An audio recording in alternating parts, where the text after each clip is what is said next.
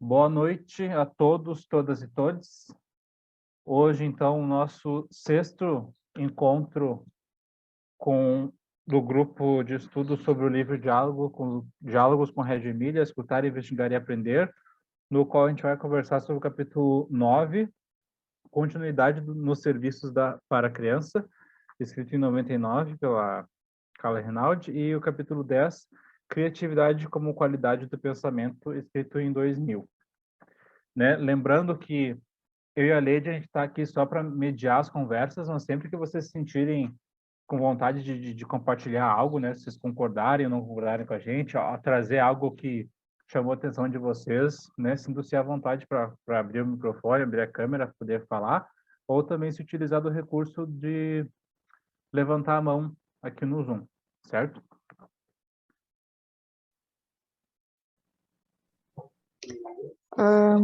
Então, boa noite também. Já vamos começar ali pelo capítulo 9.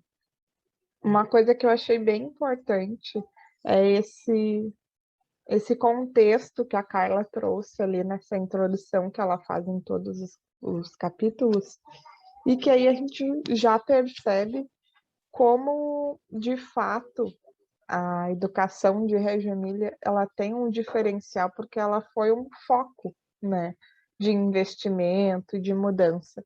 Porque lendo, não sei se vocês ficaram com essa impressão também, mas na verdade os relatos que ela traz das escolas dos outros municípios da Itália é bem parecido com a nossa realidade. Como, por exemplo, das pessoas verem a diferença da educação das crianças de 0 a 3 anos para as de 3 a 5.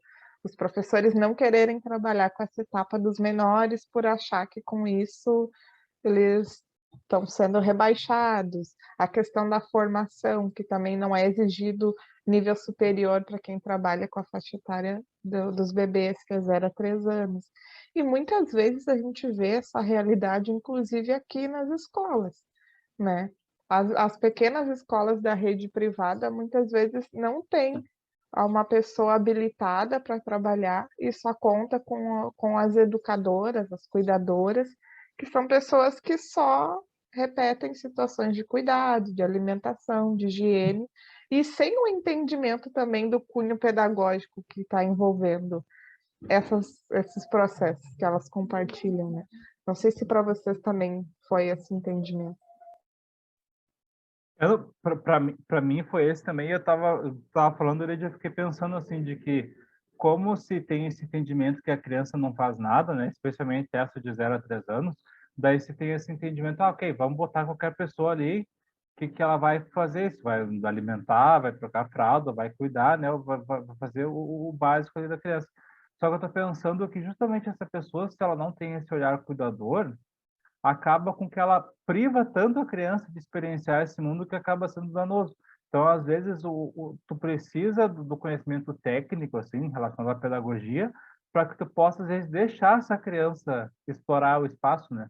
A hora a gente começa a pensar sobre a questão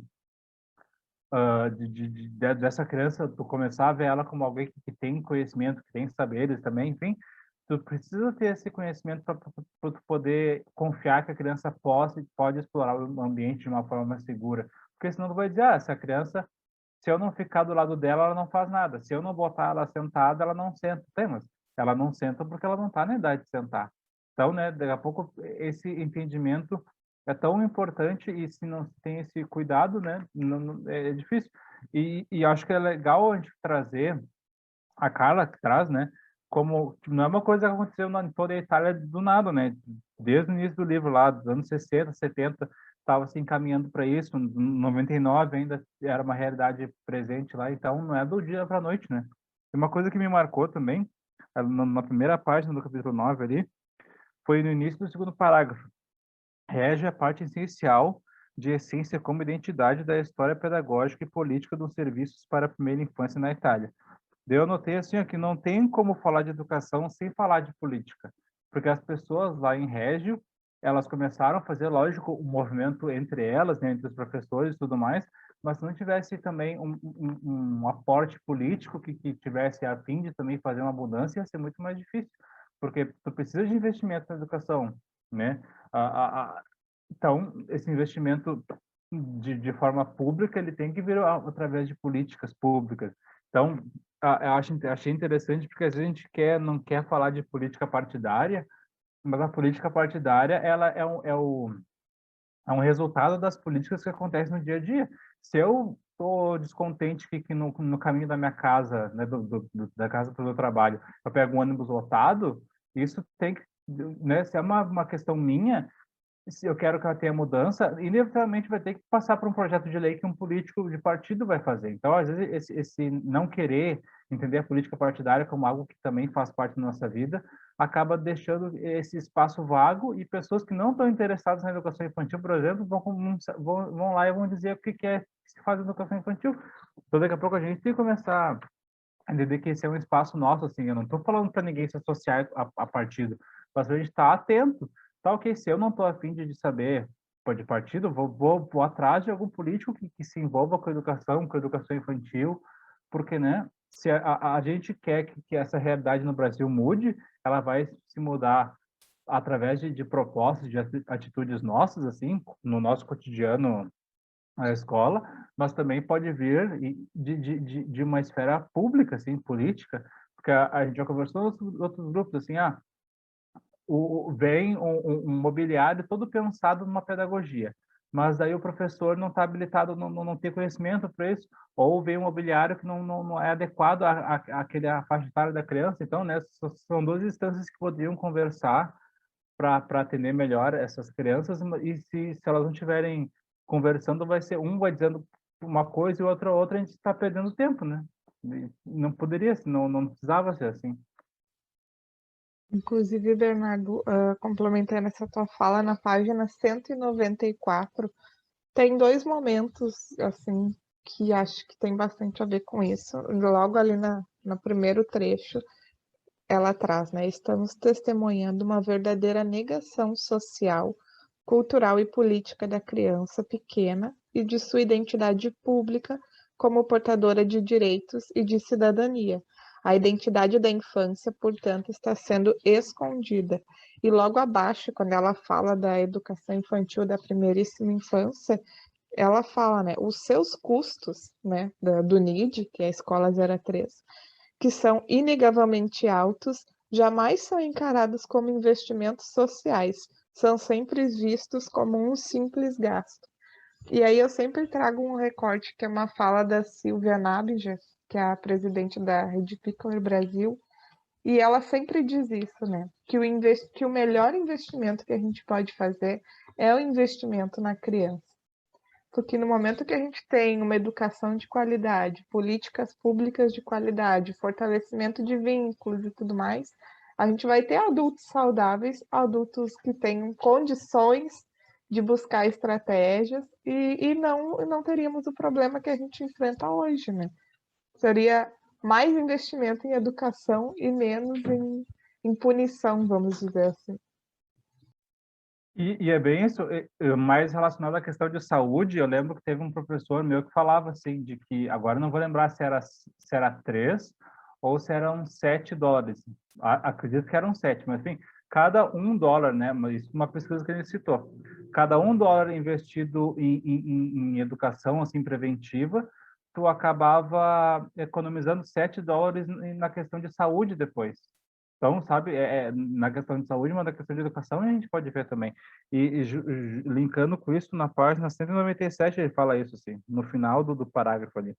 O nido é apresentado como um lugar que não é único, mas que tem importância primordial no desenvolvimento da imagem da infância. Eu linkei assim, ó, se a gente não valoriza o berço da educação, né, botei entre aspas assim, porque a educação básica começa lá na educação infantil, como é que todo o restante vai ser valorizado? Então, não adianta assim a gente querer valorizar só o ensino superior se a gente não valoriza a educação infantil. E eu acho que, enquanto eu estava falando, eu fiquei pensando de que agora, daqui a pouco, daqui a, sei lá, 10, 20 anos, que eu, por exemplo, e a própria lei, nós somos pessoas que se formaram através do projeto social do ProUni. Então, nós somos pessoas que, quem sabe, antes do ProUni, a gente não conseguiria ter acesso à graduação, e agora a gente teve, agora a gente está atuando, enfim, daqui a pouco começa a ter uma geração toda de pessoas que teve acesso à educação pública, privada, aliás, a educação a um serviço público, um programa público para acesso à educação privada, à universidade, enfim, e daí começa a movimentar toda uma rede, né, tal, que estamos agora na educação superior, como é que a gente consegue problematizar a educação como um todo, né? Então, acho que é um exercício importante que a gente vê, assim, de que se investe muito em educação superior, mas daqui a pouco a gente tem que inverter essa roda, né? E não que a gente tenha que deixar de investir na educação superior, mas pensar nela como um link, tá? Se eu quero que mais pessoas se formem no ensino superior, eu tenho que fortalecer a educação básica, porque é ali que eu vou dar todo essa base, né? Até quando a gente lê, né, os direitos da criança, que estão lá no Estatuto da Criança e do Adolescente, eu sempre fico, assim, não é nem chateada a palavra, mas é que eu vou usar nesse momento, porque a gente não consegue garantir o que a gente exige como um direito enquanto sociedade da criança, né? Como o direito à moradia, o direito à alimentação, o direito à saúde, o direito a uma educação pública de qualidade. Nós não conseguimos garantir esses direitos, né? Nós não conseguimos garantir os direitos básicos para a sobrevivência humana no nosso país, né? Recentemente eu vi uma matéria das pessoas fazendo fila para receber doação de ossos, né? E há pouco tempo atrás, gente, chega a ser absurdo. As pessoas estavam comprando carro, casa, financiado, mas estavam comprando, tinham um poder aquisitivo melhorando para a população, né? Eu mesma sou uma pessoa que usufrui muito dos benefícios das políticas públicas que foram instituídas para o cidadão. E hoje não existe nada disso. E o que existe é muito difícil de acessar. E aí, ainda falando dessa citação que o Bernardo trouxe na página 197, ela fala da infância da escola infantil representa uma posição contratual mais forte. E aí ela traz uma observação ali no rodapé, que ela diz o seguinte: o que quero dizer como posição contratual mais forte é que o maior poder de negociação para as crianças advém do reconhecimento da infância e das crianças como sujeitos sociais, sujeitos com direitos e, como tais, não podem ser ignorados nem ofendidos. Então, a gente, enquanto sociedade democrática, a gente ignora os nossos direitos e os direitos das crianças. E, ao mesmo tempo, a gente coloca isso como uma exigência. Então, pensa como uma coisa totalmente contraditória e, em alguns momentos, difíceis de se lidar e de se encontrar uma saída também. Vamos chorar junto e... Não, mas, né, a gente tem que... Parte do processo de mudança, assim, eu acho que a gente começar a ver as falhas nas questões, né? Tanto nas questões sociais, quanto na nossa prática, né? Porque eu fico pensando assim, se alguém que vê eu falando aqui no grupo de estudo ou em vídeo específico para a página do Baobá, tipo, ok, esse Bernardo é um cara que sabe tudo, está falando de educação, mas como é que ele está fazendo isso com a criança? Não, gente, né? Não é porque eu tenho noção disso hoje que amanhã minha prática muda do dia para a noite, né? É um processo contínuo que o texto também traz ali quando ele fala das crianças de 0 a 6 anos, né? Como o trabalho que eles até chamam, né? O 0,6, que agora só porque eu falei eu vou me perder. Enfim, como trabalho como um contínuo aqui, achei. Aqui, ó, na página, na 197 também. Tempo prolongado de 6 anos é importante não apenas para a criança nos seus processos e seu desenvolvimento, mas também para a educação do professor, para a educação do educador. Debatei-se o professor amadurecendo junto com as crianças. E daí, pelo que eu entendi, seria o mesmo professor ao longo desses anos que a criança ficaria na escola, né? Eu pensei o quão legal é também, né? Que tu vai acompanhando aquela criança, melhora a questão do vínculo dos familiares com o professor, com o educador referência. Então, tem várias questões que são positivas na hora que a gente pensa que esse professor também está amadurecendo com as crianças, né? Não é um professor estático, pronto, eu sei de tudo e agora nada me move mais. Isso também não adianta, né? Eu acho que esse espaço do eu não sei, mas quero saber, quero descobrir, vamos descobrir junto, é muito poderoso se a gente dar espaço para ele, né? A questão é, será que as escolas estão abertas a isso? Será que os pais, os responsáveis estão abertos a isso? É uma pergunta que é válida a gente se fazer. E aí tem uma frase que ela escreve na página 192, que é dar sentido à mudança e acompanhá-la, né? E aí eu fiquei pensando que muitas vezes a gente propõe mudanças dentro do ambiente da escola, mas às vezes a gente só solta aquela ideia e não faz de fato um acompanhamento e adaptações e tudo mais para que ela aconteça. E aí, fazendo um link com a explicação que ela dá de como funciona o que eles chamam de Departamento de Formação Profissional, que está na página 190, aí eu fiquei pensando nisso, né? Como a gente tem uma dinâmica do ensino muito fragmentada, né? Existe um órgão que é responsável pela educação infantil, tem um órgão que é responsável pela educação infantil dentro da escola de ensino fundamental, outro que é do ensino fundamental, outro que é do ensino médio. E aí, todos esses órgãos, eles não se conversam. E a gente não tem uma linha de trabalho, um fortalecimento dessa rede para que as crianças pudessem entrar na educação básica lá no berçário, né, e ir até o final do seu ensino dentro de uma educação de qualidade, né, para que ela tivesse subsídios para conseguir entrar numa universidade pública ou privada, se fosse o caso, mas a gente não tem esse departamento de formação globalizado, né? Na verdade, a gente fragmenta muito dentro de uma própria rede, né? Dentro da educação infantil. Olha quantos documentos, parâmetros, é, é, enfim, quantas coisas a gente tem para dar conta e muitas vezes uma acaba sendo contraditória à outra, né? Sabe que eu, quando estava, né, no curso de Educação Física e no PIBID da Educação Física, essa era uma dúvida que me corroía muito, assim, como é que eu, a hora que eu me formar, eu vou ter uma turma de sexto ano, o que que eu vou, que conteúdos eu vou dar para essas crianças? Ah, de nono ano, que conteúdos eu vou passar para elas, né, vou trabalhar com elas, o primeiro ano do médio, terceiro do médio, porque eu via que faltava uma questão de uma organização né, de linearidade assim dos conteúdos da educação física. E eu vejo que daqui a pouco, né, isso era uma coisa que eu tinha na educação física, mas é uma coisa infelizmente presente em toda a educação básica, de que a gente não tem e daqui a pouco é um efeito dessa segmentação de diferentes órgãos pensando isso é importante para mim, ponto, mas não dialoga com os outros, né? O documento mais recente que a gente tem é BNCC. A questão é, será que a BNCC vai vingar? Será que daqui a alguns anos não vai vir um governo vai inventar outra base e daí a BNCC vai para o lixo?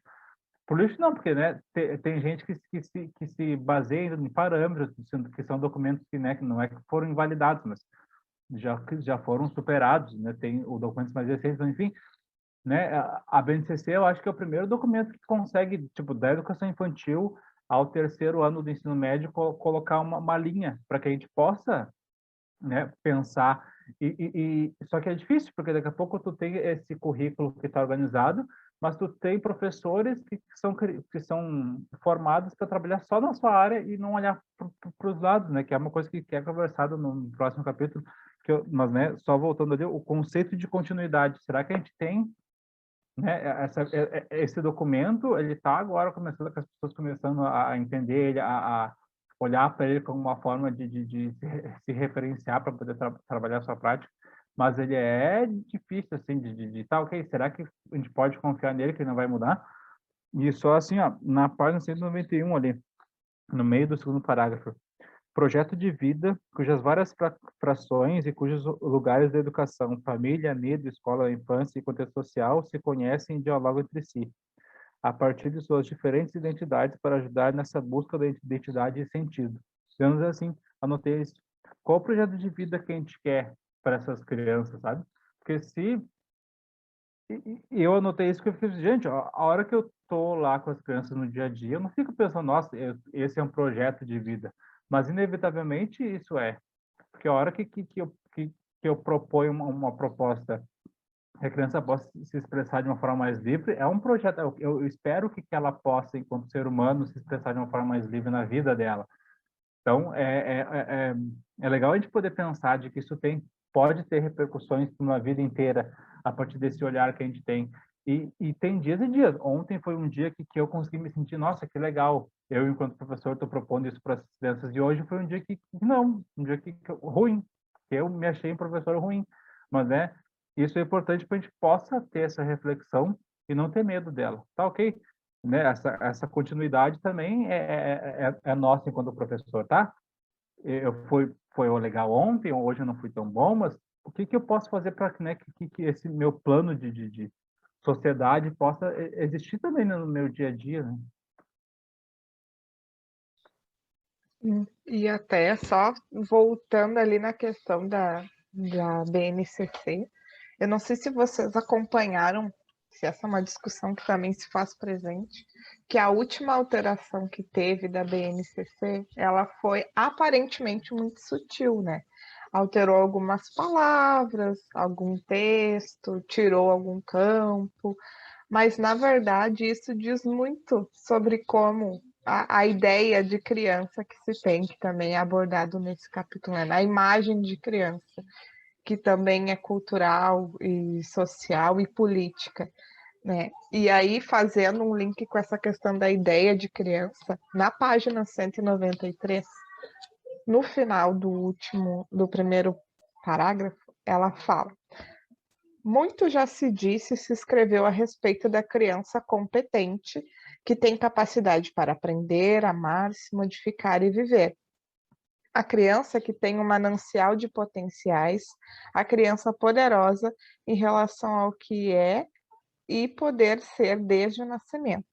Na prática, porém, muito pouco tem sido feito para levar essa imagem a sério. E daí ela segue, que eu achei fantástico ali, muito já se falou sobre as construções do conhecimento do indivíduo, sua duração e seus métodos, e sobre a construção da identidade. Mas, na prática, a nossa forma de agir e de lidar com a criança demonstra uma negação total dessas possibilidades. E é muito isso que a gente vê e que, por vezes, a gente faz. Ao mesmo tempo que a gente levanta a bandeira de que a criança é protagonista, que a criança é potente, ela é autônoma, a gente vai lá e poda todas as oportunidades que a criança tem de fato ser protagonista, autônoma e criativa, né? E acho que é no próximo capítulo que ela fala de como a gente vai aprisionando essa criatividade e ela se torna uma coisa tão solitária a ponto de fragmentar a criança e tudo mais, né? E só vou deixar uma indicação: vai sair ainda esse ano a tese de doutorado da Sariane Pecoy, que fala sobre os direitos de aprendizagem na educação infantil. Então, se sair enquanto a gente ainda estiver no grupo, eu vou comunicar a vocês, porque ela faz um estudo bem sobre a história da criança, sobre os documentos curriculares que existem no Brasil. Mas desde eu anotei essa mesma questão e eu botei assim que a gente, enquanto sociedade, conseguiu acumular muitos conhecimentos, né, de forma geral e sobre a infância também, mas esse conhecimento não chega de fato à base, assim, ao professor que vai trabalhar com a educação infantil e, consequentemente, não chega a essas crianças. E, né, refletindo sobre a questão da BNCC, exatamente isso. É um documento que foi elaborado, mas para quem já é formado, não sei qual é o contato que as pessoas que já se formaram tiveram com a BNCC. Eu tive contato com a BNCC enquanto eu estava na graduação ainda. Ela estava sendo formulada, estava sendo finalizada, enfim. Então, eu tive a oportunidade de trabalhar com ela, assim, na minha graduação. Mas para quem já tinha se formado antes, será que é um documento que essa pessoa vê como um documento válido? Ah, ok, esse é um documento que eu acho importante, interessante, ou ok, só mais esse aí eu não vou mudar minha prática, né? Então, é importante a gente pensar que a gente tem não sei se se fala assim nos outros estados, mas aqui no Rio Grande do Sul se fala sobre reciclagem, né? Que eu acho o nome, sei lá, pensando agora, meio ruim, né? De pensar com algo. A Então, gente tem lixo, tem que reciclar. é, é meio estranho, que é meio interessante pensar. Mas, Letícia, pode falar. Boa noite, tudo bem? Na verdade, eu acho que a BNCC ela está sendo um divisor de águas, né? Principalmente na educação infantil, porque tem aquele professor mesmo antigo que sempre copiava suas práticas de ano a ano, que ia passando, né? Ano a ano, sempre trabalhando aquela mesma coisa, aqueles campos, aquelas áreas de experiência, sempre a mesma coisa. E com a BNCC, deu um estalinho, né, ali na pessoa, de pelo menos estudar a criança. Eu acho que isso é o mais importante que a gente tem nesse momento, né? Quando a gente fala que as crianças têm os seus direitos, a criança é um ser em desenvolvimento, que a criança ela tem que ter as suas experiências, eu acho que pelo menos isso o professor começou a pensar, né? Esses professores muito antigos, porque antes para eles era aquela prática que ia no automático mesmo, né? Aquele mesmo planejamento, aquelas mesmas atividades. Até uma coisa que a gente está discutindo tanto, pelo menos a semana passada, assim, eu vi vários posts falando sobre o Dia dos Pais, né? Aí vem as datas comemorativas. Então, e qual que é a importância das escolas trabalharem essa data comemorativa? O livro didático que está aqui agora também na grande discussão desses dias. Então, eu acho que pelo menos isso. Tem professores que ainda não entenderam como que é para trabalhar, né? Eu mesmo estou com uma escola escrevendo um PPP, que elas copiaram toda a base no PPP, né? Não entende o que é campus de experiência, mas pelo menos elas começaram a olhar para outros materiais. Eu acho que saiu daquela mesmice e começa a ver um mundo atual, assim, uma possibilidade que se abre para a gente estar trabalhando. Eu vejo dessa forma, né? Eu acho que a gente tem muito ainda que estudar, que aprender sobre o assunto, mas eu acho que já se abriu aí uma possibilidade. Então, da BNCC, eu também sempre percebo, né, que, na verdade, ali na BNCC é o básico, né?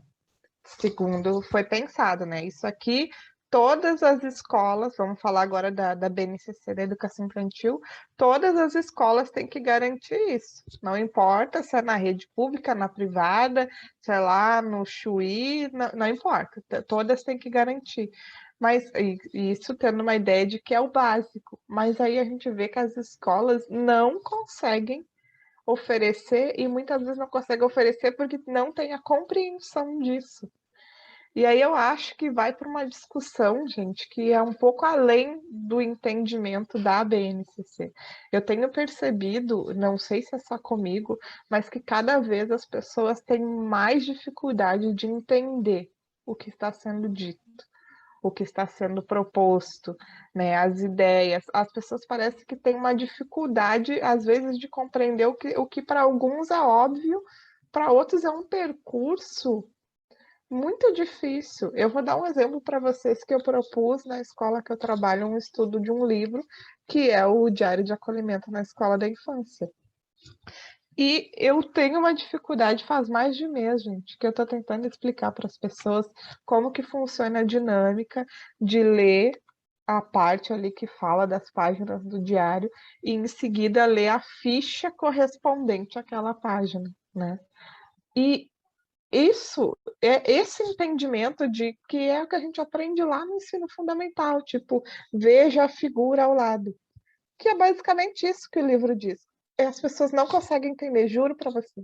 Então, assim, eu penso, olha o percurso que eu tenho que desenvolver, com essas pessoas, delas conseguirem. Então, por isso que quando eu falei, por exemplo, não vamos usar a expressão perna de índio, elas entenderam que agora as crianças não podiam sentar no chão, só podiam ficar em pé, porque não podia fazer perna de índio. Eu falei, gente, é só expressão, não tem problema sentar, só não usem uma expressão preconceituosa. Então, olha, e acho que aqui também fala disso, né? Desse entendimento. Cada vez mais a gente tem contato com a internet, por exemplo, e a gente recebe cada vez a informação de uma forma mais fragmentada.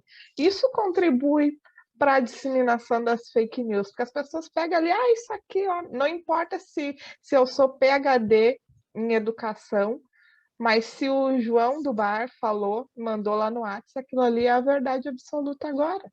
Né? Então, a gente tem um percurso de entendimento, de formação, de entender o que é básico. Né? Eu recebo, às vezes, planejamento das professoras que dividem. Né? Aqui a gente está trabalhando a imaginação, aqui a gente está trabalhando o corpo. Não existe isso, não existe fragmentar o aprendizado, né? A vivência da criança. Então, passar a palavra para a Keliane.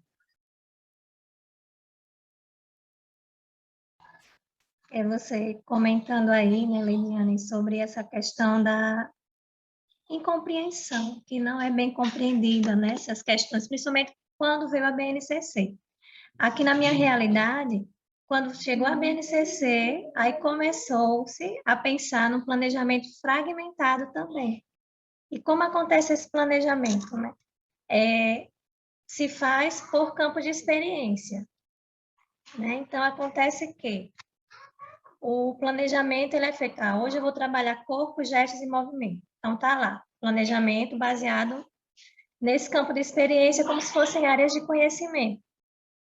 Né? Então, há essa incompreensão, infelizmente, né? Como a gente viu aqui no livro, né? Se fala muito sobre essa criança como protagonista, sobre valorizar seus saberes, sobre colocar essa criança como centro desse processo, né? Trazer as relações, as brincadeiras, essas interações, porém, na prática é diferente. Né? Então, há uma dificuldade muito grande ainda aqui na minha realidade de se compreender a importância de que esse planejamento que a gente vai pensar, ele não vai ser fragmentado, não vai ser engessado. Então, infelizmente, essa é a incompreensão. E é muito complexo para a gente estar lá conversando, refletindo sobre essa prática, estudando, porque muitos se negam e muitos têm um discurso que eu já sou professora há 10 anos, há mais de 10 anos, não é agora que eu vou mudar a minha prática. Né? Então, nós passamos por isso. Até no momento dos registros, né, eu não pude estar presente ontem, mas eu fiquei com uma dó porque eu não estava presente, mas falando sobre esses registros, o relatório, por exemplo, é aquele relatório que apenas julga a criança. A criança não participou do momento de proposta que foi enviado para casa. A criança não fez isso, a criança não fez aquilo, a família não colaborou. Então, infelizmente, se fala muito em um discurso de a criança como protagonista, né, de valorizar seus saberes, de trazer essas reflexões, porém a prática ainda é engessada, é uma prática baseada no adultocentrismo, que não valoriza a criança nem os saberes que ela traz. Então, é muito complexo. Eu coloco também nessa situação que você colocou aí, do quanto há dificuldade para que os professores compreendam, né, que a gente precisa ter esses momentos reflexivos, precisamos estudar. Então, essa é a incompreensão. Né? Quando você falou das perninhas de índio, eu lembrei da folha 4, né? Quando se fala do uso da folha 4 aqui, então todo mundo, mas por que a gente não pode mais usar a folha 4? Mas não é deixar de usar a folha 4. É como a gente pensa, né, no uso desse material. Que hoje é o quê? Pega a atividade já prontinha da internet, imprime, envia para casa para que as crianças realizem. Então, são muitas questões que dificultam o nosso trabalho e a gente tem uma luta muito árdua ainda para que a educação infantil ela seja vista como merece. Né? E são momentos como esse que a gente tem de refletir nesse grupo de estudo, em outros grupos de estudo que nos ajudam a afinar o nosso olhar para que a nossa prática ela possa cada dia ir se aperfeiçoando e valorizando mais as crianças. Mas é complexo e é árduo. Obrigada, Keliane. Até queria só, antes de passar para a Letícia, falar isso, né? Olha como a gente é potente e muitas vezes a gente não se dá conta que a gente está lendo um material que fala especificamente da realidade de Reggio Emília. E a gente sempre consegue conversar com a nossa realidade, conversar com a nossa prática e tirar o proveito disso. Então, é um exercício de conseguir compreender, de conseguir refletir, e não se ensina isso, né? Acho que ela fala nesse mesmo aqui, né? Não tem como eu ensinar alguém a ter essa compreensão. Mas ainda assim a gente tenta e a gente investe e a gente vai atrás, né? Agora vou passar ali para a Letícia. Não, eu só queria complementar a falar de vocês duas, né? E o professor também, ele não sabe como utilizar quando você fala que ele não consegue entender, né? Agora, eles acham assim, não tem nem planejamento. Ela não sabe fazer esse planejamento pelos campos de experiência. Eles ficam falando assim, não, mas vamos ver o interesse da criança, o que a criança quer fazer. E ali, ó, vai passando o tempo, vai passando os dias, vai passando os meses, né? E ela não sabe mesmo como aplicar. E tudo que a criança faz na sala de aula são os campos de experiência. Se você for pegar lá aquela lista, né? Todas as atividades que são feitas ali estão dentro do campo. Tudo isso a gente já fazia, né? Mas tem que se aprimorar, tem que dar esse direito à criança de estar explorando, de estar vivenciando isso, né? E eu acho que aí é onde é o grande nó, porque elas acham que é uma diferença. Não, era de um jeito, agora eu tenho que fazer de outro, vamos deixar tudo à vontade. Então, eu gosto quando eu ouço vocês falando, porque a gente vê que é a mesma realidade em todos os lugares. Né? Na verdade, a gente se depara, Letícia, com umas realidades, às vezes, que as pessoas compartilham que eu queria sair correndo se fosse eu, né? Tipo, alguns relatos de como é que é na minha escola, não sei o quê. Mas aí, tá fazendo um link com isso que tu falou do partir do interesse da criança. Sábado agora, acho que a Keliane estava no grupo, a gente está participando de um grupo de estudos sobre pedagogia da autonomia. E aí teve um momento que a Sariane, ela falou, né? Não é sempre que vai partir do interesse da criança, porque para partir do interesse da criança, eu, professora, o Bernardo, professor, a gente tem que ter proposto e propiciado oportunidades para que ela tenha interesse em alguma coisa, para que ela tenha vivência, para que ela tenha exploração. Agora, se eu só ficar ali esperando, agora, quando alguém apontar para uma borboleta, eu vou poder fazer o meu projeto Metamorfose. Não é assim, né? Quais são as oportunidades que eu ofereço para que a criança seja protagonista? Né? Aí entra também o meu papel, que é isso, acho que confundiu as pessoas, né? No momento que a gente teve contato com as abordagens participativas, a gente se perdeu e achou que agora a gente tem que ficar esperando nascer um Einstein e ir para a nossa turma na escola. E não é isso, né? A gente tem um papel fundante ainda, né? O Bernardo quer falar. Não, eu estava ansioso para poder estrear aqui o Levantar a Mão, que na versão antiga do Zoom não tinha. Agora eu fiquei feliz para poder usar. Não, de que eu fiz exatamente isso, eu lendo, né, sobre a questão de Régio, acho que foi não sei se foi esse livro, enfim, algum livro que a gente estava lendo, eu pensei, eu não vou ficar dizendo o que é o certo, né? Dizer, é assim que acontece, X, Y, Z, vou esperar que isso parta da criança. Só que depois eu fui ver, e a minha supervisora, coordenadora, enfim, foi falar comigo de que eu estava deixando muito solto, digamos assim. Eu estava querendo respeitar esse tempo da criança, ao mesmo tempo que eu acabei deixando, que nem ela falou, eu não estava instigando eles a nada. Então, se eu quero que eles cheguem em algum lugar, e esse algum lugar não é algo que eu vou definir, é algo que eles vão indo construir, eu tenho que provocar também, né? Então, a partir disso, eu colocar, porque daí tu tem que provocar eles também, né? E é diferente, por exemplo, eu botar uma imagem lá, sei lá, de um esqueleto e de uma pessoa, né, na questão muscular, e eles começam, o que é isso? E a gente começar a questionar o que eles entendem, o que não entendem, né? e ter um diálogo com eles, assim, e diferente de, ó, isso é o músculo, isso é o esqueleto é para isso, o músculo é para isso, ponto, acabou, né? Então, é bem isso, de que a gente sai do 0 ao 80, assim, ou do contrário, né? Do 80, o professor dizer que é o certo, o que é errado, para o 0, que o professor não faz nada. Eu fui culpado disso também, mas agora eu consigo ver de tá. Exatamente, esse diálogo que eu tenho que ter com eles, né? Eu provoco, eles me devolvem, eu vou, né?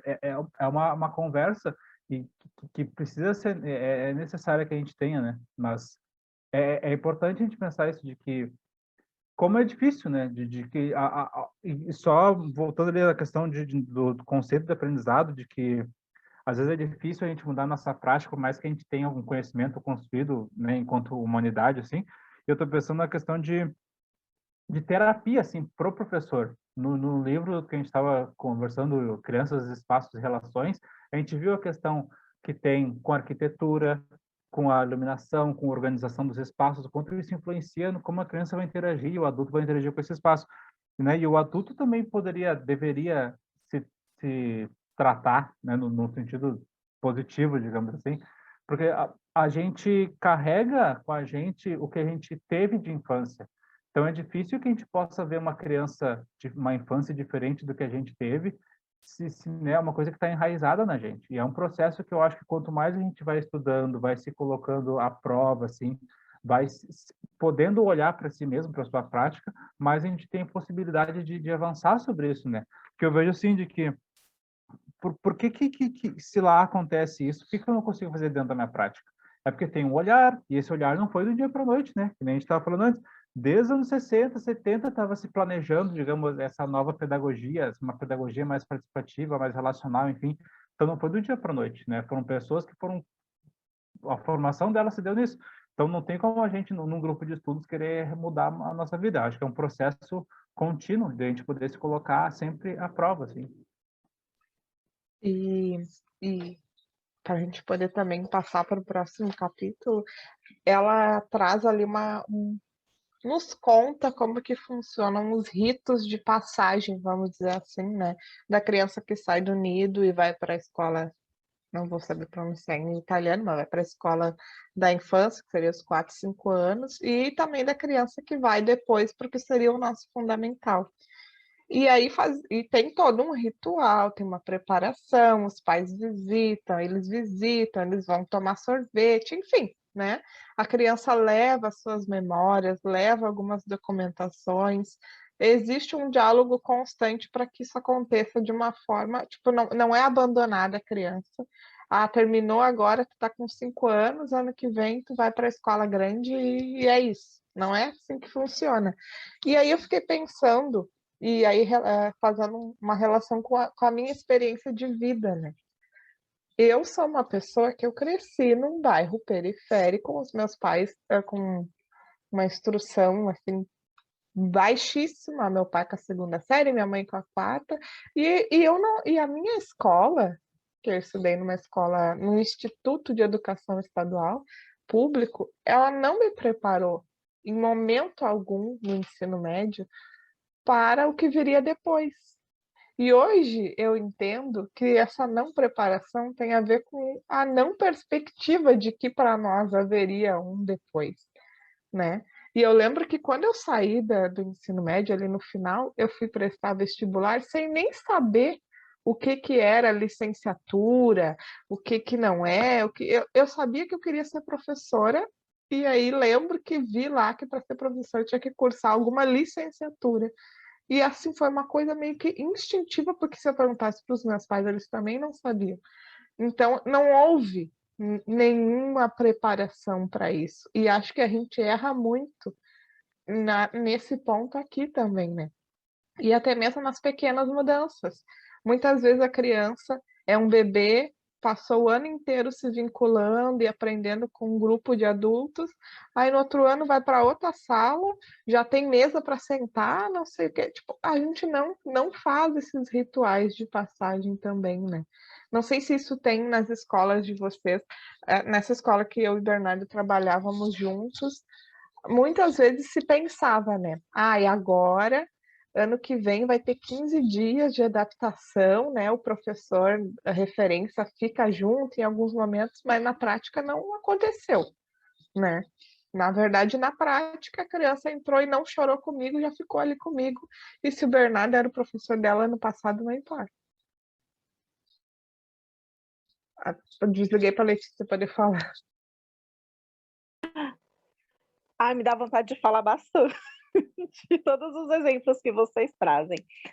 Mas isso eu senti, esse ritual de passagem, quando eu dava aula no quinto ano, que era a quinta série ainda, né? Eu estava no estado aqui em São Paulo.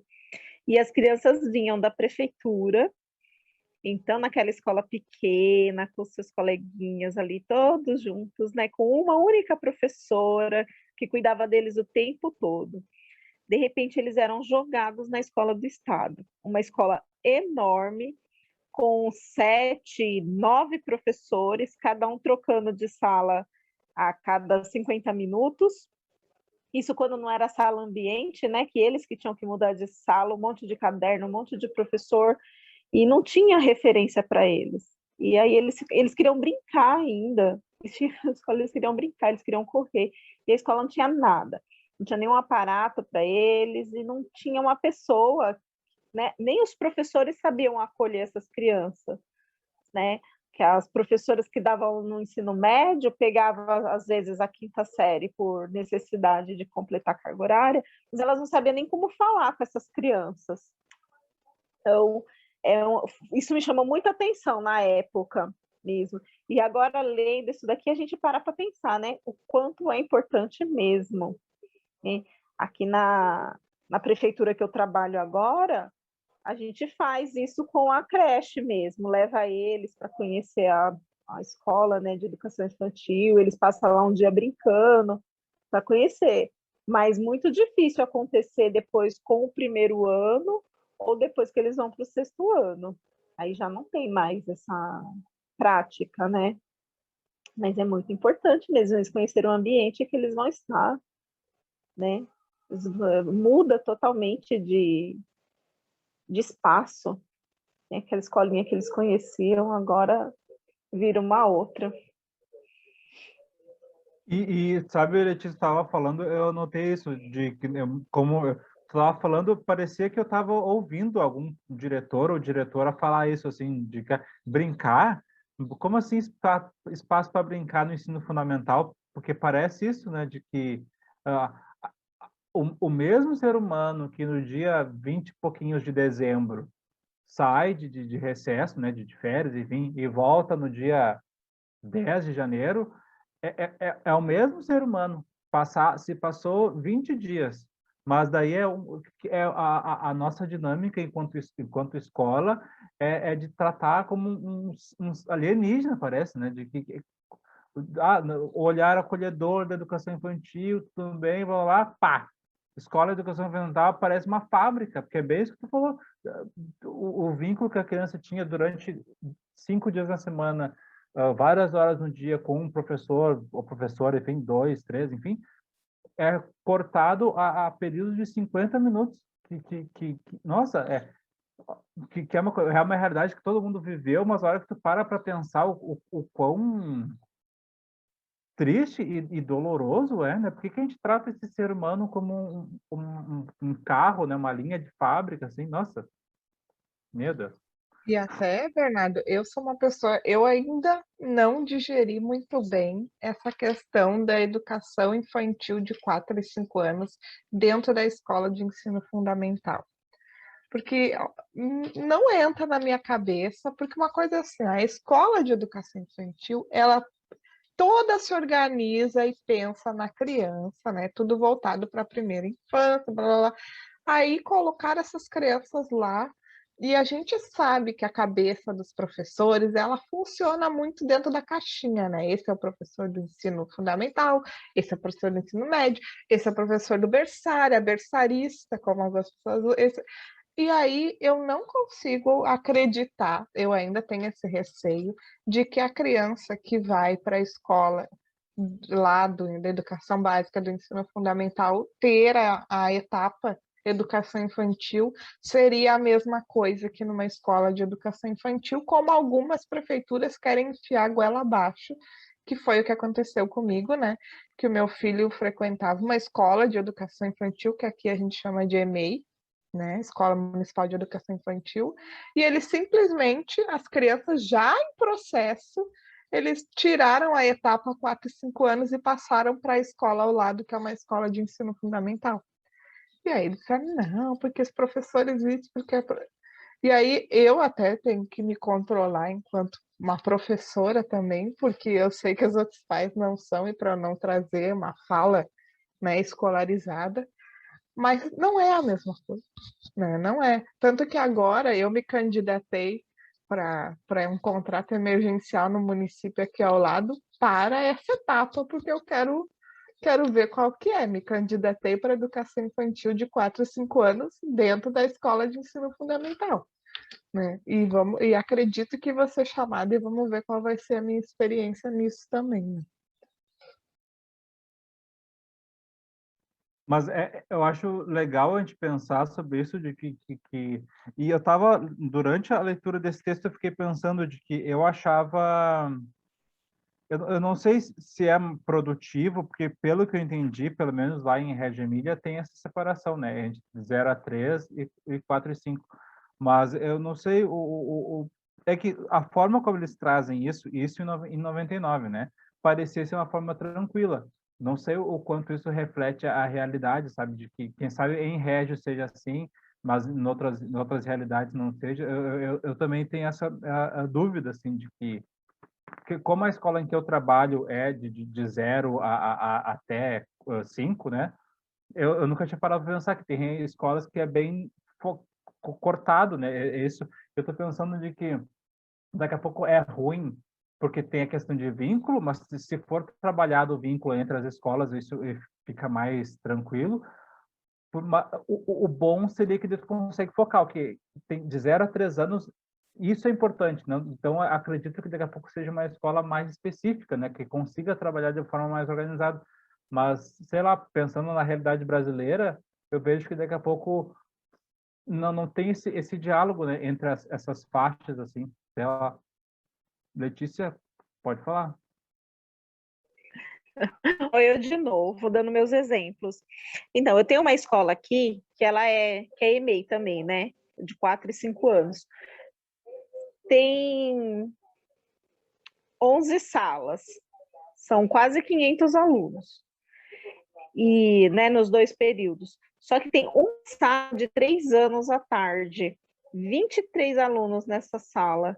E assim, ela é o calcanhar de Aquiles da escola, porque elas têm mobiliário, elas têm parque, elas têm tudo pensando nas crianças de 4 e 5 anos, né?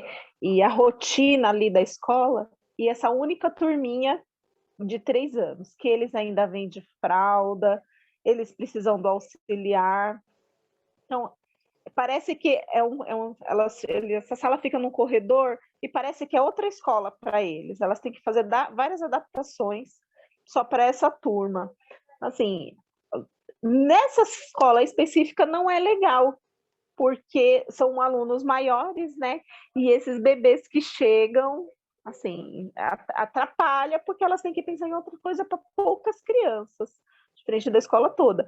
Mas quando é escola toda, de 0 a 5, 6 anos, aí é maravilhoso, porque aí você consegue pensar em tudo, né? Mobiliário, espaço, rotina, tudo para a idade.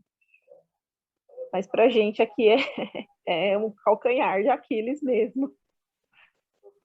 Mas eu botaria um aspas, assim, Letícia, consegue pensar na teoria, né? Porque eu acho só voltando ali, né?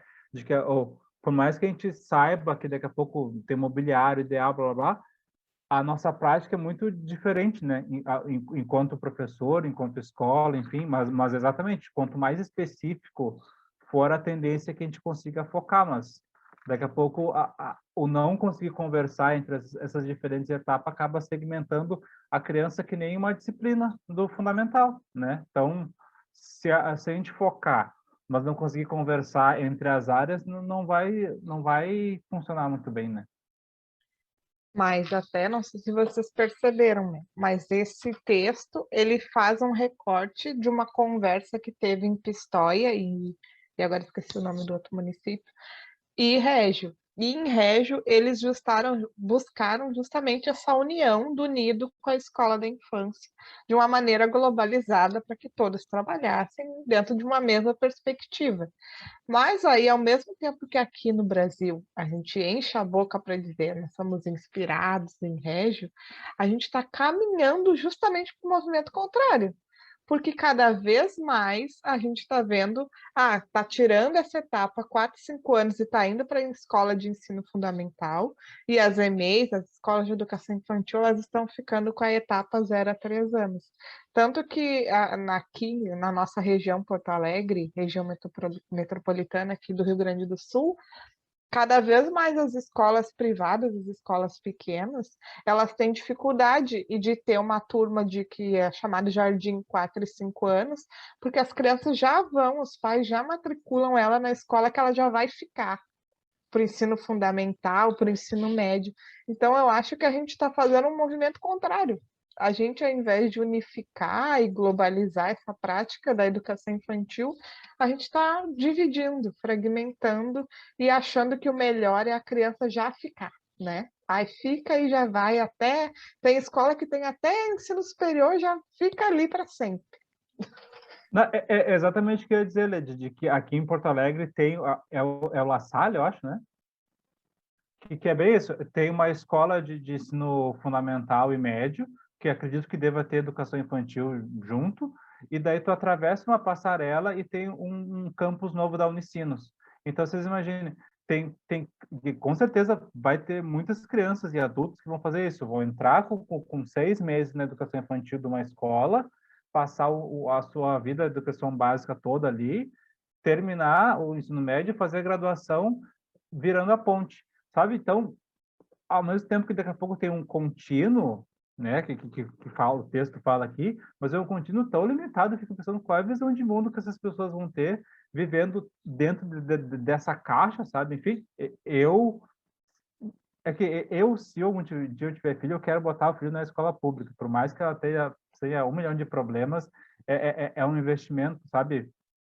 Pensar, assim, na questão pública. Mas, enfim, eu fico pensando de que as potencialidades que tem, mas as coisas não tão boas também, né? Mas eu acho que, não sei se tem algo mais sobre esse capítulo, Ed, senão a gente pode ir para o capítulo 10, criatividade como qualidade do pensamento. Eu queria só fazer uma introdução pessoal sobre esse capítulo, tá?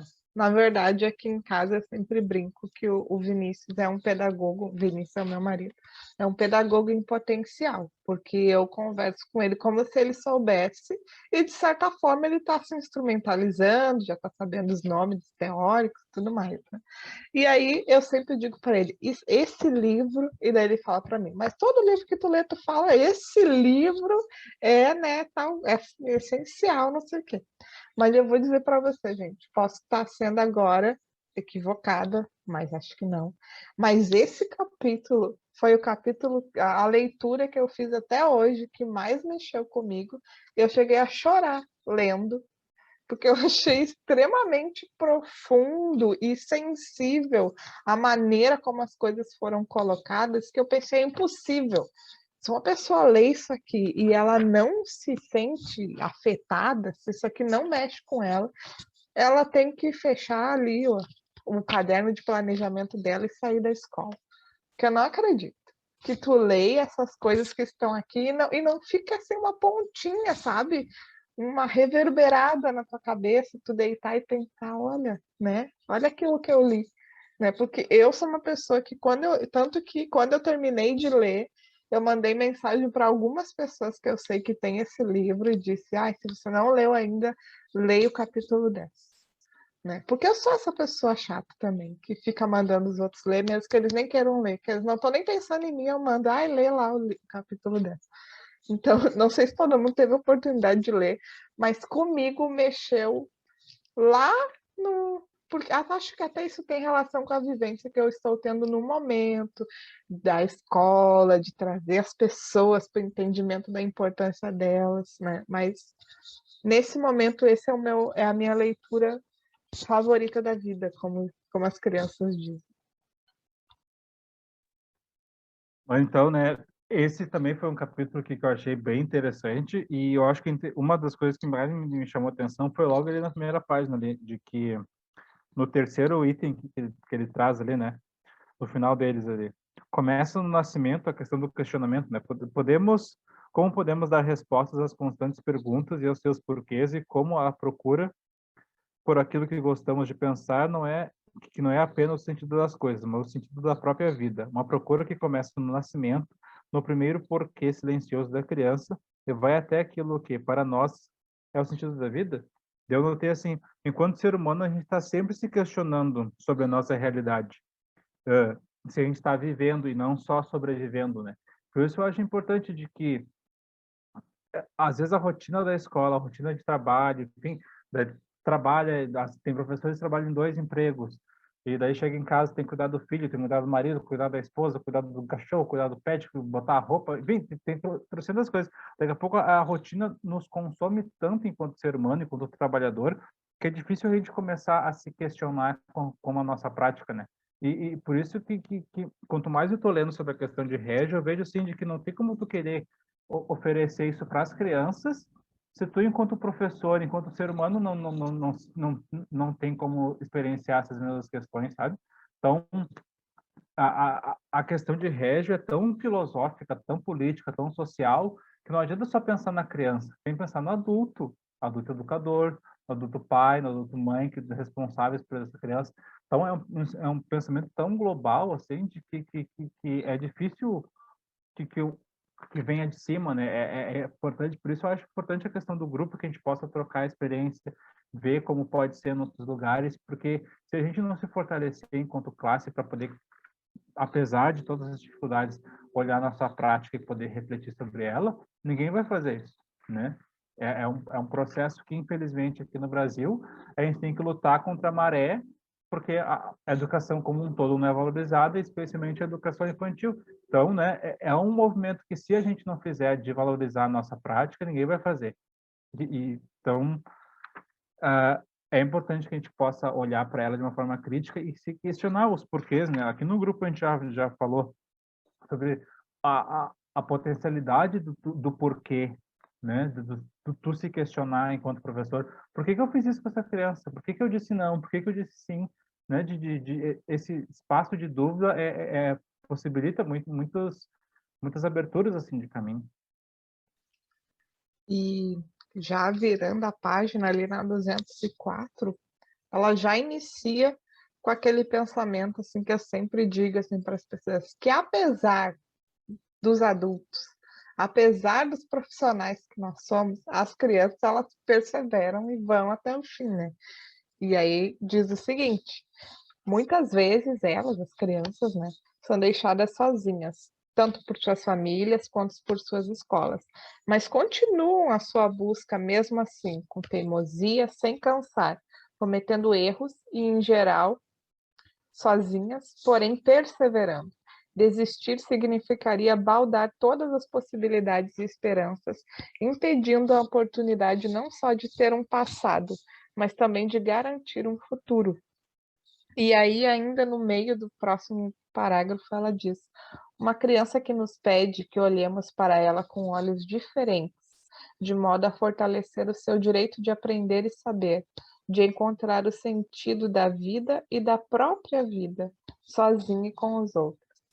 Então, como é que a gente vai ler essas coisas e não se afetar sobre a importância do papel que a gente desenvolve enquanto educadores, né?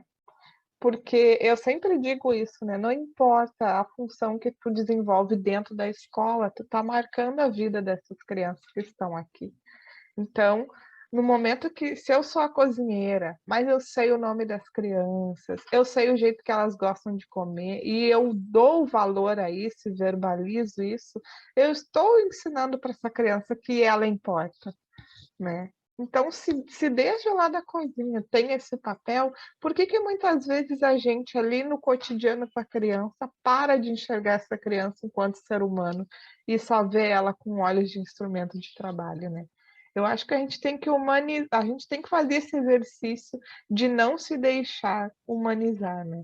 Eu sempre dou um exemplo que quando eu comecei a trabalhar em Porto Alegre tem muito morador de rua, né? E aqui, na cidade que eu moro, que é uma cidade menor, não tem tanto, né?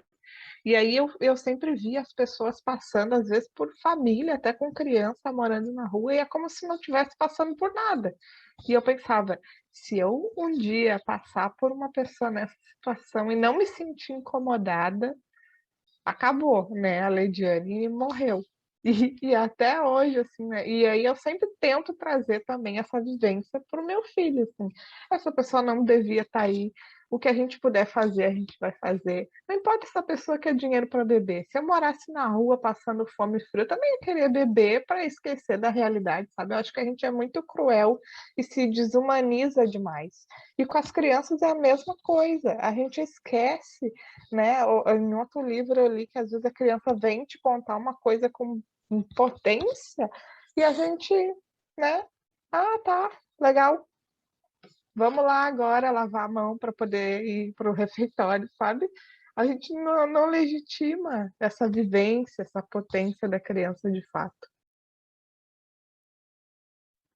E sabe, Lidia, essa questão de legitimar a criança, eu vejo o quão a rotina nas escolas nos consome eu, Bernardo, né, na escola que eu trabalho, a gente tem que escrever a agenda diária da criança. Eu percebo assim que a hora que eu termino de escrever a agenda, me sai um peso das costas, tá, ok, agora eu posso olhar para essas crianças. E por mais que a hora que eu termine a agenda, eu tenho que arrumar a sala, porque em seguida a gente tem que sair da sala para ir para outra sala, que é o final do dia, enfim, por mais que tenha mais questões ainda de rotina, eu fico, tá, ok, o fardo que tinha, que era escrever a agenda das crianças, passou, agora eu posso minimamente olhar para elas, sabe?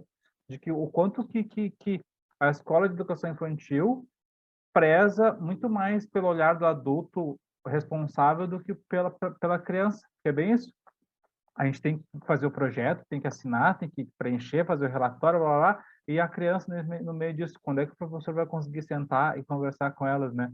Então, é ruim pensar nisso, né? Mas ao mesmo tempo é bom para a gente saber, para poder, né, as micro-revoluções, assim, tentar reverter.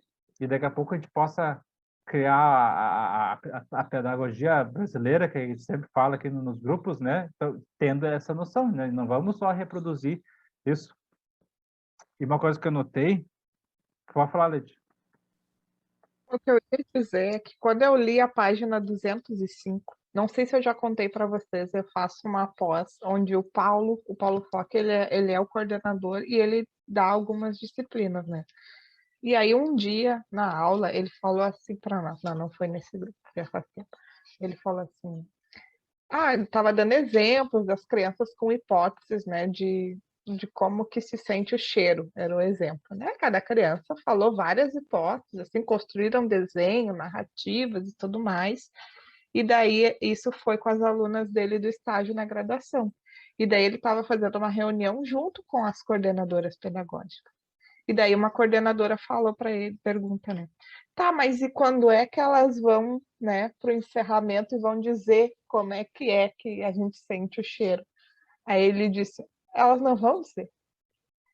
Elas não vão dar a resposta certa, porque no momento que a criança desenvolveu 1 milhão de teorias, né, desenhou, esquematizou, verbalizou, e aí tu vai lá e diz, olha, mas isso aqui, nada disso daqui importa, tá? Porque isso tudo era o erro. Na verdade, a gente sente o cheiro de tal e tal maneira. E aí, essa página, ela fala disso também, né? De dar sentido às teorias que as crianças produzem, né? Então, não importa a resposta certa, porque elas vão aprender a resposta em algum momento, né? Não adianta eu ir lá e botar o show da Luna para dizer como é que chove, né? Não é isso, não se trata disso. Se trata justamente de valorizar esse potencial criativo e investigativo que as crianças têm.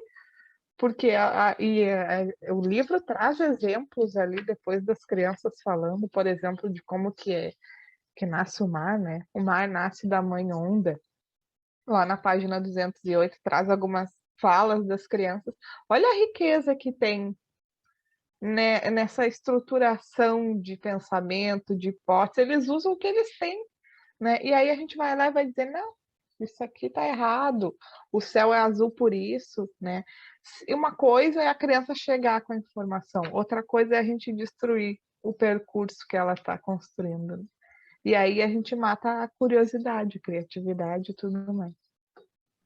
E Leite, sabe, nessa mesma página eu anotei a questão eu anotei assim, crianças heurísticas, eu botei entre aspas, né? No meio do segundo parágrafo nessa página ali. As teorias explicativas que elas desenvolvem na tentativa de encontrar respostas são da máxima importância, pois revelam de maneira vigorosa como as crianças percebem, questionam, interpretam a realidade e seus relacionamentos com ela, que é a questão do brincar heurístico, né? De que no primeiro livro que eu e a Lê, a gente teve aqui de grupo de estudos, que é o Educação de 0 a 3 anos, falava do brincar heurístico, né? Que é um nome, parece uma coisa tão complicada, eu achava complicada brincar heurístico, que palavra estranha, mas a hora que tu simplificar, que é o brincar das descobertas. A criança vai, né, ela vai elaborar hipóteses de como aquilo funciona, de que é bem isso, de que a criança está construindo a noção dela de mundo, e quanto mais a gente conseguir deixar que isso aflore, né, e eu acho que é diferente assim, por exemplo, e eu caí na outra falácia, né? Que eu falei para vocês. Vamos deixar que a criança descubra. Tá, mas se eu não der nenhum recurso para que ela possa investigar, ela não vai chegar a lugar nenhum, né? Então, daqui a pouco, se a criança tá te perguntando, mas como é que perguntando para adulto, como é que chove? Pode tu dar a expressão que tu sabe dar.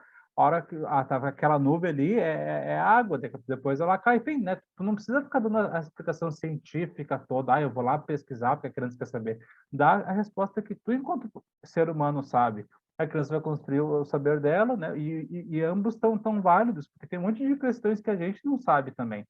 Hoje mesmo na escola era moela, eu sei que servida moela no almoço e na janta. E eu não sabia o que era moela, sabia que achava que era intestino, daí fui pesquisar o que era moela. Então, sabe, a minha dúvida gerou esse querer buscar. Se alguém me dissesse que era moela antes, eu não perguntei isso, né?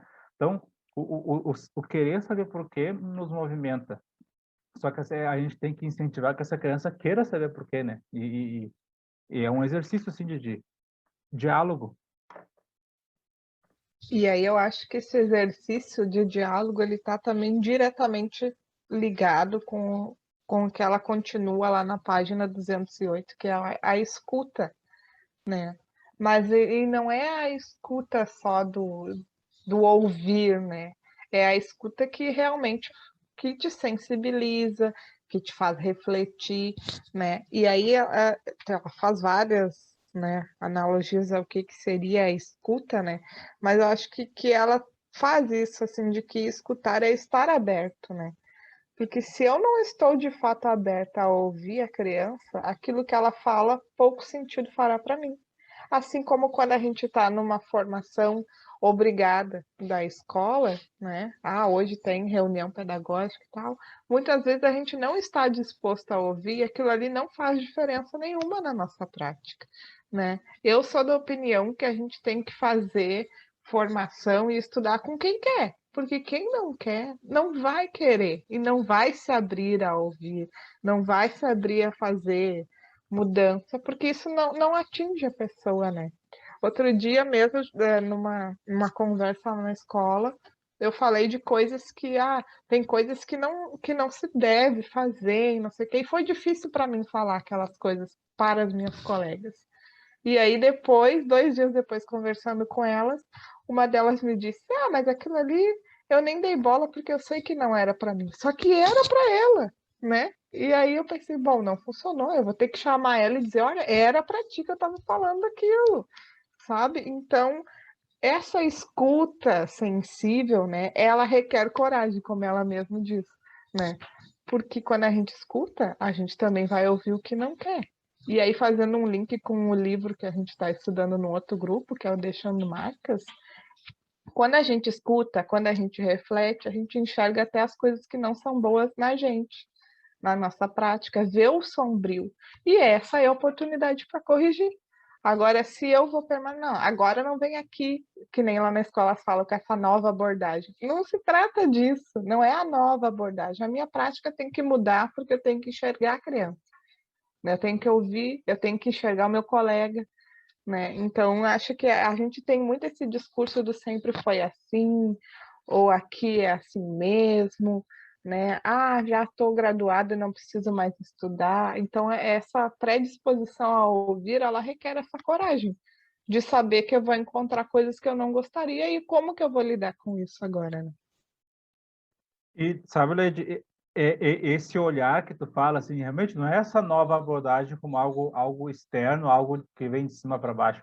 É uma abordagem de a gente olhar o que as crianças já fazem naturalmente, né? E eu notei isso no segundo item ali que traz na página 208 ali, o vento nasceu do ar e tem o formato de bater nas coisas.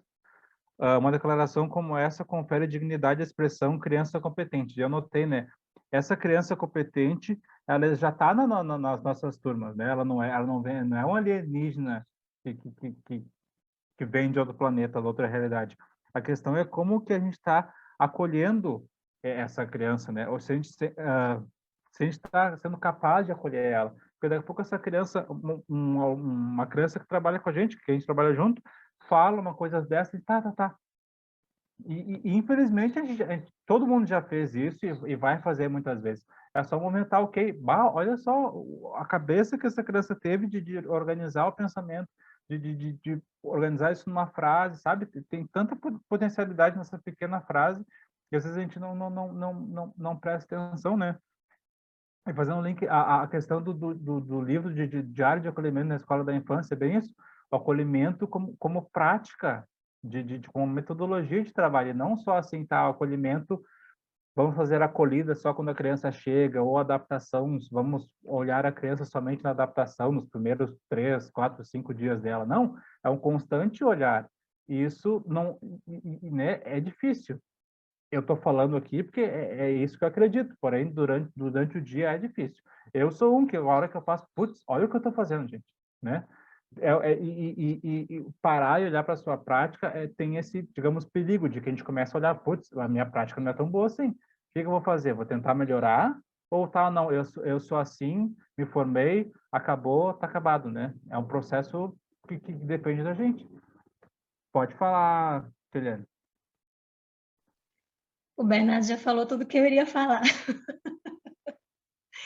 Que eu realmente também, ao ler esse capítulo, me chamou muita atenção também e me remeteu ao Diário de Acolhimento, né, desse livro, a importância desse acolher a criança, não só no acolher e tratar bem dessa receptividade que acontece geralmente no início do ano, né, a semana de acolhimento, e aí acabou, né, mas é acolher essas ideias, né, essas falas da criança, essas teorias que a gente percebe o quanto a criança ela é extraordinária, né, como a própria autora ela coloca, né, ela tem as suas ideias e nós precisamos valorizar. Não apenas, tá bom, já te escutei e acabou, né? Mas a gente valorizar realmente essas falas, né? E aí eu lembrei de uma situação que eu passei com uma turma de 5 anos, há alguns anos atrás, justamente falando sobre a chuva, porque teve um período no município que estava com muita chuva, estavam as ruas alagadas, e nós fomos conversar sobre isso. E daí eu perguntei, por que vocês acham que chove, né? E cada criança teve sua teoria. E uma foi bem engraçada, é porque Deus, ele liga a torneira e fica com a mangueira lá regando as nuvens, né? E aí é muito bacana quando a autora nos leva a refletir que não é para a gente ignorar essas respostas, né? Mas a gente valorizar e não considerar, tá errado, eu vou dar a resposta certa agora, né? Mas eu lembrei também de um outro grupo de estudo, eu acho que a Lidiane participou, que foi o Educar e a Busca do Sentido, que foi também pelo Emílio Coletivo, né? E aí teve um momento de conversas para que nós, enquanto professores, né, fazemos perguntas potentes para que leve as crianças a refletirem ainda mais sobre as teorias que elas estão nos passando, né? E aí, no momento que nós damos as respostas prontas, a gente passa a deixar de lado essa criança potente e as curiosidades que ela tem, como a Liliane colocou, né? Ela acaba deixando de lado sua curiosidade e não vai mais em busca das respostas. Então, é muito importante também nós elaborarmos boas perguntas para que nós possamos alimentar ainda mais essa curiosidade das crianças para que elas continuem teorizando sobre seus assuntos, sobre as descobertas, sobre aqueles temas que aparecem do inusitado, né, desse cotidiano simples, mas que é rico, né? Então, é muito importante a gente refletir sobre isso e acolher, né, estarmos dispostos a acolher, né, e o afeto, né, se afetar a criança, a Liliane também falou sobre isso, e nós podemos deixar essas marcas, né, nas crianças, mas elas podem ser positivas ou negativas, depende de como a gente afeta, de como a gente acolhe essa criança. E é muito importante quando a gente percebe que na escola todos estão envolvidos em valorizar essas crianças, em valorizar essas teorias que elas nos trazem. E esse capítulo me levou muito a refletir, né, sobre valorizar essas crianças e não deixar de lado, né, as teorias, ignorar aquilo que elas nos respondem, as teorias que elas criam sobre esses assuntos, sobre seus momentos de brincadeira, sobre as descobertas que elas fazem no brincar heurístico, como o Bernardo colocou. Então, assim, é muito importante a gente estar sempre refletindo sobre isso. E refletir sobre a nossa própria prática, né? Porque isso também nos possibilita essa autorreflexão e a gente vai analisar, será que estou indo bem? Não, acho que está errado, eu estou indo pelo caminho errado e a gente vai analisando tudo isso. Mas é como vocês colocaram, só é possível quando a gente para refletir, quando a gente realmente estuda, quando a gente começa a pensar fora da caixinha. Enquanto a gente ficar lá na caixinha, podem vir as conversas que forem, como a Liliane colocou, não serve para mim, né? Se a gente continuar dentro da caixinha, a gente precisa pensar fora da caixinha, né? Para enxergar essas crianças potentes e analisar a nossa própria prática para ver se está coerente ou não, né? Com aquilo que é certo para a educação infantil, com aquilo que a gente pensa sobre a educação infantil, que esses autores nos trazem tantas reflexões bacanas que nos ajudam muito a mudar o nosso olhar quanto à nossa própria prática, quanto a essa criança, né? Então, é muito importante essas reflexões. E até, Kiliane, só tem uma passagem do texto, que é na página 216, no final do segundo parágrafo, ela fala que é uma coisa que eu acho que serve para tudo, né? E eu, inclusive, escrevi aquela frase célebre da Amy Pickler, que é: ninguém dá o que não tem.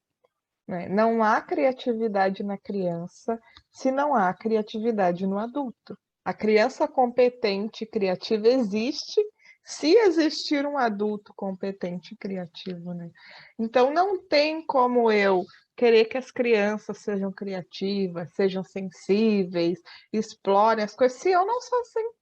Se eu não me permito, e antes aqui no texto ela também fala, né, de como nós, enquanto adultos, a gente vai oprimindo esse potencial criativo pelo medo do erro. E às vezes a gente repassa isso para as crianças, né? E aí que vem, né, de levar essa atitude solitária, porque a gente vai afogando a criatividade dela. E eu sempre trago um relato também de mãe, né? Que eu acho que como mãe, eu pelo menos sou uma mãe que eu sofro muito, porque eu, ao mesmo tempo que eu me esforço para não cometer os erros que eu já sei que são errados, quando eu vejo eu já cometi. E aí vem toda aquela, e agora, como é que eu vou mudar isso? Não sei o quê. E aí eu me dou conta de que eu não vou ser a mãe professora, né? Com o meu conhecimento teórico, eu não vou ser essa mãe. Eu vou ser a mãe que eu posso ser, me esforçando para ser uma mãe melhor. Só que com as crianças na escola, e aí eu vou dizer para vocês assim, que eu ouvi recentemente a expressão: ai, mas o meu olhar de mãe. Eu falei: mas, gurias, a gente não está aqui para ter olhar de mãe. A gente está aqui para ter um olhar profissional, um olhar de equipe, um olhar de pessoas que trabalham juntas, que se defendem, que se instrumentalizam para fazer a diferença, né? A gente, que nem alguém falou, acho que foi a Letícia, né, da professora, que não tem nem planejamento. A gente não pode ir, pintou agora essa oportunidade, eu vou fazer isso. Não pode ser assim. Não pode ser, pintou agora e eu vou fazer, né? Porque senão as crianças, infelizmente, As crianças elas são tão generosas que às vezes a gente oferece um mínimo de organização, um mínimo de planejamento, e elas pegam aquilo e nos surpreendem, né? Eu lembro que há um tempo atrás, bastante tempo, intuitivamente eu fiz um projeto com as crianças que era o desenho de continuidade, só que não do jeito que a gente entende hoje. Eu permiti que eles trabalhassem na turma de jardim no mesmo desenho pelo tempo que eles quisessem, né? Não era assim, desenhou hoje e guardou. E aí uma criança desenhou um dinossauro e ela começou, cada vez ela apagava o dinossauro e deixava ele maior. Até que um dia ela pegou uma folha, recortou o que seria o pescoço e colou na folha dela, porque o dinossauro dela já estava tão grande que ele não tinha mais como caber naquele espaço, né? Então, olha, e eu não sabia, né? Hoje eu me dou conta, mas do potencial criativo, de observação e tudo que essa criança teve, que ela expressou na oportunidade que eu ofereci, mesmo sem ter ainda consciência do que eu estava propondo para ela. Então, acho que a gente também tem que, às vezes, a gente tem alguns insights, né? E a gente não aproveita também, né? Ai, dizer, né, de que essa coisa da criança me emocionou, assim, porque pensar, olha só, a cabeça da criança de fazer isso né, e se o adulto não tá com esse olhar, tipo, ah, tá, o que essa criança quer colar agora? Só fecha aí, me deixa, né?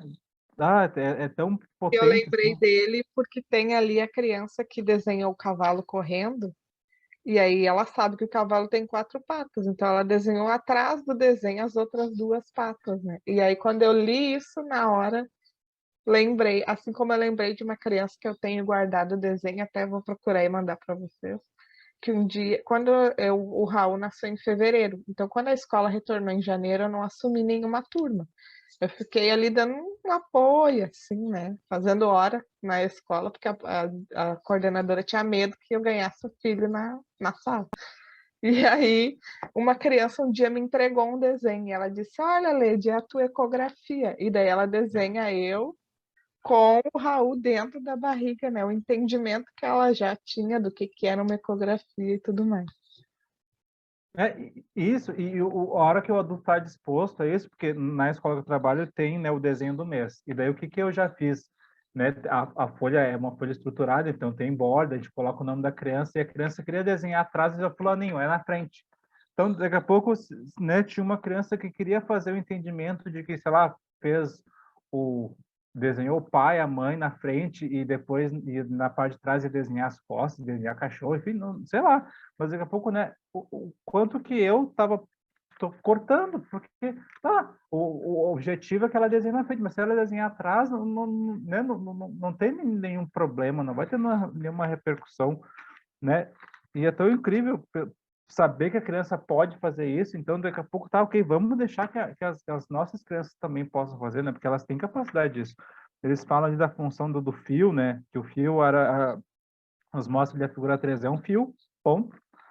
Depois vira uma corrente, vira a orelha do burro. Então, o quanta coisa que a criança consegue fazer se o adulto deixa, né? Porque a gente que está ali, a gente está intermediando esse processo dela com o mundo. Lógico, a criança vai absorver o mundo, interagir com o mundo por si só, mas o quanto que esse adulto responsável vai estar ali facilitando e o quanto que ele vai estar prejudicando, né? A criança vai ter uma maior aprendizagem porque o adulto possibilitou ou vai ser apesar do adulto? Quantas vezes é o apesar do adulto, né? E para que a gente possa pensar o quanto que a nossa prática pode fazer assim, ó, ela atingiu lá porque eu estava junto, empurrando ela, olha só, né? Instigando ela. Então, vamos a gente colocar como aprendiz também junto com essas crianças. E aí agora eu lembrei de um dia, há poucos dias que eu estava com o Raul numa praça, e aí ele foi brincar de zoológico. E ele pegou uma folha, uma folhinha pequena do chão, e disse que era um peixe. E tinham várias folhas, para mim, folhas iguais àquelas, né? E ele não perdia aquela folha, até que ele acabou perdendo e ele encontrou ela. E aí depois, quando eu fui ali perto dele conversar, que eu vi que aquela folha tinha umas marcas vermelhas que eu acredito que remeteu para ele com as escamas do peixe. Então tinha que ser aquela folha. E às vezes as crianças elas se apegam, né?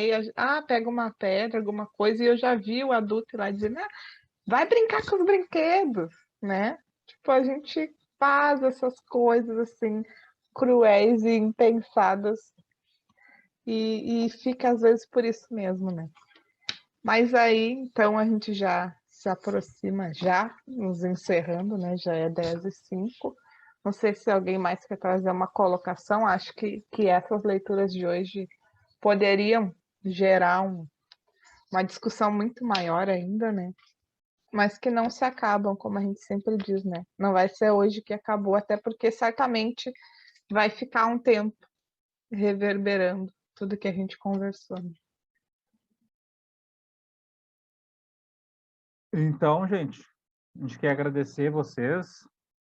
Grupo bem ativo hoje. A gente estava, eu e a Lady, nos últimos encontros, tanto desse quanto do outro, a gente estava pensando, putz, né, o pessoal não está tão ativo, mas né, a gente tem de estar férias e tudo mais, mas a gente ficou bem feliz, eu pelo menos fiquei bem feliz de que, né, eu e a Lady, a gente gosta de falar, mas a gente sempre acha potente e mais interativo, enfim, quando mais pessoas participam, né, porque que a gente consegue refletir de formas diferentes, ter histórias, a Letícia, né, falam algo da realidade dela, a Eliana dela, enfim, como a gente consegue trocar, tem um monte de coisa interessante que a gente pode ver no nosso dia a dia, né, que a hora que a gente compartilha, a gente consegue colocar para fora, às vezes a gente consegue refletir sobre a nossa realidade a hora que a gente fala sobre ela, né, então é tão potente essas trocas que a gente sempre fica muito feliz quando a gente consegue interagir mais.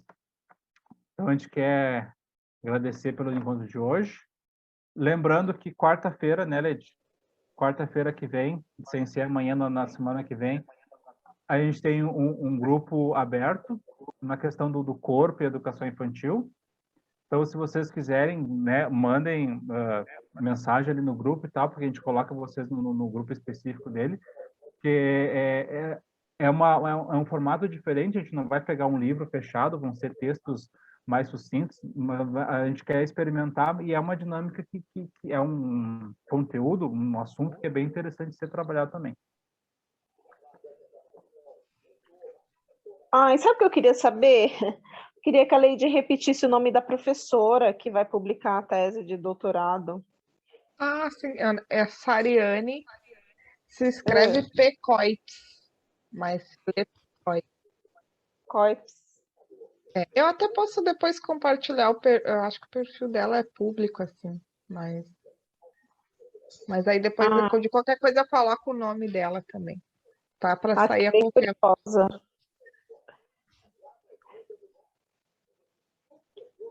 Então, pessoal, boa noite e nos encontramos na segunda que vem para o nosso 7º encontro.